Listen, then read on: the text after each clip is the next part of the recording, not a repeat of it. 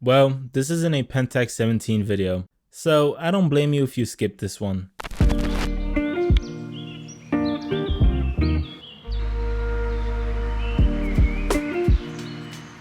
Hey, how's it going? I'm Adam and welcome to my channel. Well, today we'll be talking about more of a hidden gem amongst the former Fujifilm lineup, Fujifilm Industrial 100. And as you can probably guess, in 2020 it was discontinued.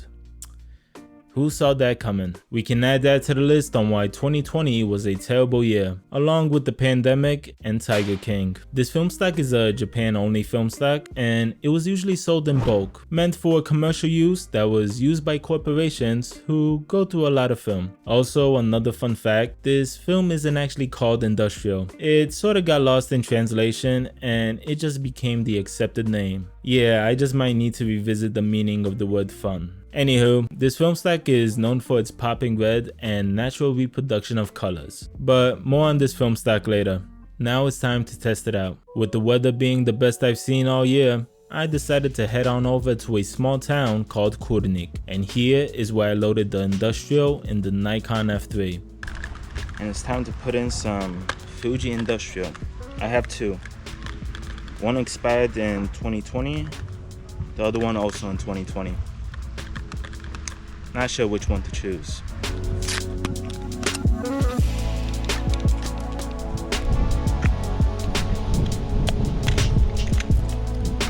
I got ready for my first photo, and just like whenever I cook, it's a throwaway.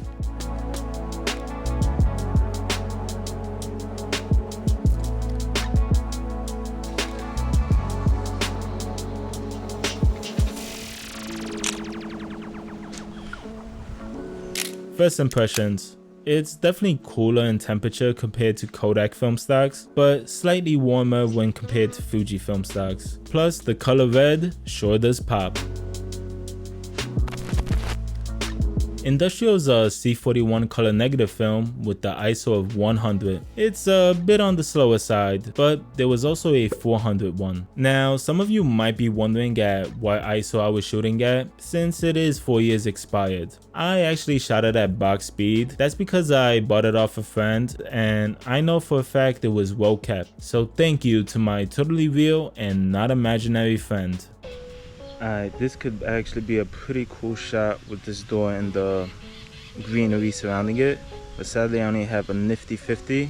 I really need a wide angle lens. But hey, you work with what you have.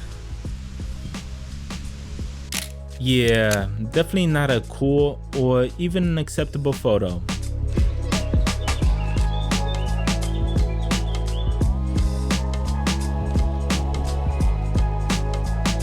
I've noticed that on bright days like this, the color red and green can be vibrant, but overall it did give me accurate reproduction of colors.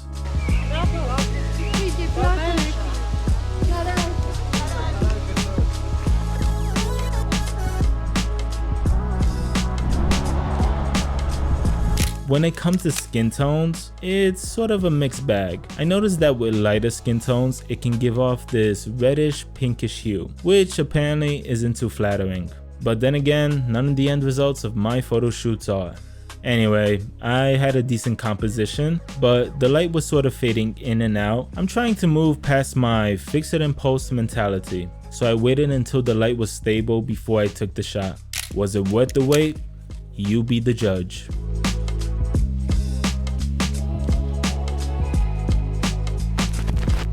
Overall, this film stock is pretty sharp and has great clarity, but for 100 ISO film, it is a bit noticeable. Industrial wasn't a part of Fuji's professional lineup, unlike Kodak's Ektar, but many users say that the grain on this is pleasant and, quote, fuzzy. And I gotta agree, it's actually really nice. Not sure about the fuzzy part though.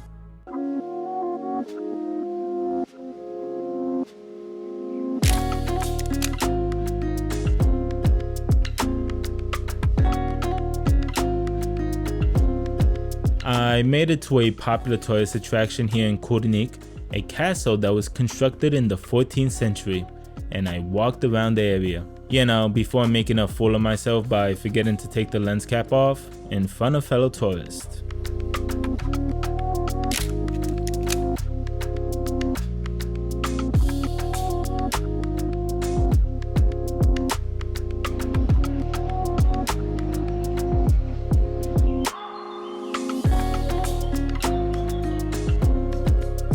Gotta say, the exposure latitude of this film is not bad. Some areas I was afraid it might be a bit blown out, but luckily I was able to save it. Also, the brown tones are really good with this film. So one thing that I really like about Fuji Industrial, and some might not be a fan of, is that it doesn't have a completely baked look. The scans actually give you an accurate image, mid-contrast, and on bright days, slightly vibrant colors. Now for these film stock reviews, I only do minimal adjustments, lift up the shadows and bump up the contrast a bit. But outside these videos, I like or usually have to manipulate a photo a bit just to get it to where I like it. But with this film stock, I don't have to. Basic adjustments is all that it needs, which means less work for me. Unlike Kodak Gold, that makes me contemplate whether or not film is really for me. Well, I gotta say it's pretty cool here. It's a really relaxed day, you know, by the lake, here at this Arbor Dome, or whatever it's called. The only thing that peeved me off today is that I'm wearing my legendary BoJack Horseman hat, and no one gave me a compliment. Not even a second look. I took 2 shots here, one with the gentleman chilling on the bench, and one with the lady in a red coat looking up. Not sure which one I prefer. The one on the right is a better composition, but the one on the left has a visible and a more interesting subject. Plus, the red pop is amazing thanks to this film.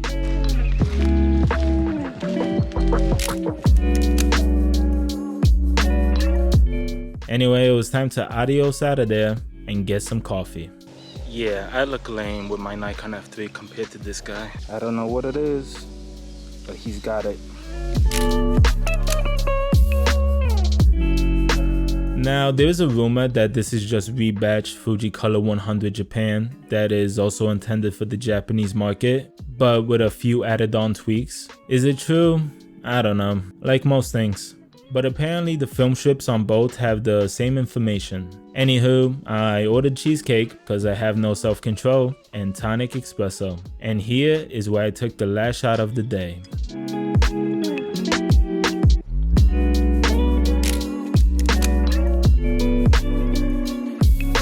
That's the end of the roll and the video. Thank you so much for watching. I truly appreciate it. Now, my final thoughts on Fuji Industrial. I love it. It has pleasant grain, good exposure latitude, and also great greens, the pop of red, and even decent brown tones. Now, I won't lie, I've always been more of a Fuji guy. I actually enjoy the cooler temperature and leaning towards the green and blue tones, unlike the orange and yellow like with Kodak film stocks. And like I mentioned before, with Industrial, all I really have to do is basic adjustments and I already get the look that I want. It just sucks that Fuji doesn't care about film anymore. So for me, this film stock is great for landscape and just in general everyday use. But the only downside is watch out for portraits, especially with lighter skin tones. It could give off this reddish pinkish hue. Also, I wouldn't do street photography with this, but that's because of the 100 ISO. It's pretty slow. And another bad thing is if you live outside Japan, it's getting harder to find. Plus, the price is pretty up there now, especially knowing that this film stock used to cost $4.